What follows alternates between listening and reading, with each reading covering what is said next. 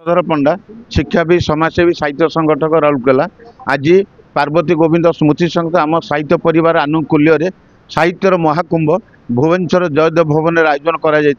कर प्रथम थिला आमर कविता पाठ आसर थिला खूब सुंदर भाव में कविता पाठ गुड़ी कराई जो मैंने संयोजना थे एवं प्रथम अधिवेशन सभापति थे डॉक्टर अलेख चंद्र महाराणा एवं उपदेष्टा थे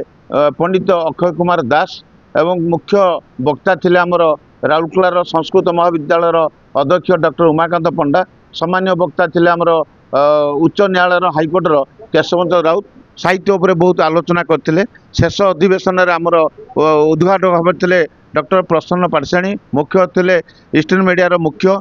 सौम्यरंजन पट्टनायक एवं मुख्य वक्ता थे अध्यापक विश्वरंजन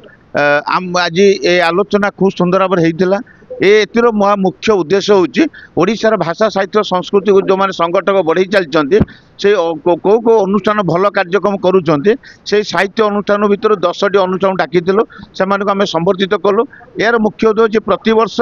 भाषा साहित्य संस्कृति को आगू नबारे जो अनुष्ठान मुख्य भूमिका ग्रहण करता है भल कार्य करें से वर्ष को डाक 10 जन को आम सम्मानित करूँ एवं जे निजर प्रतिभा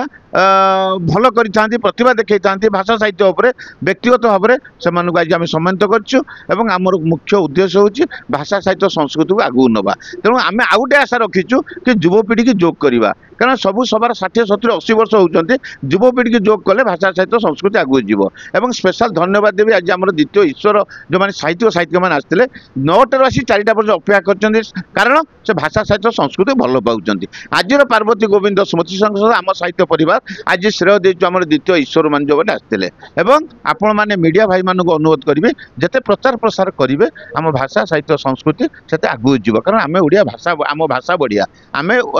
सतर्क हवा आम सचेतन हवा आम युवपीढ़ी की जोग करवा आम भाषा आगू जीव कारण जो राज्यर आंचलिक भाषा जिते उन्नत से राज्य सेते उन्नत आम चेष्टा करवा आम राज्यर केवल संपूर्ण ओडिया भाषा को प्रचलन करवा यह हूँ आम मुख्य उद्देश्य।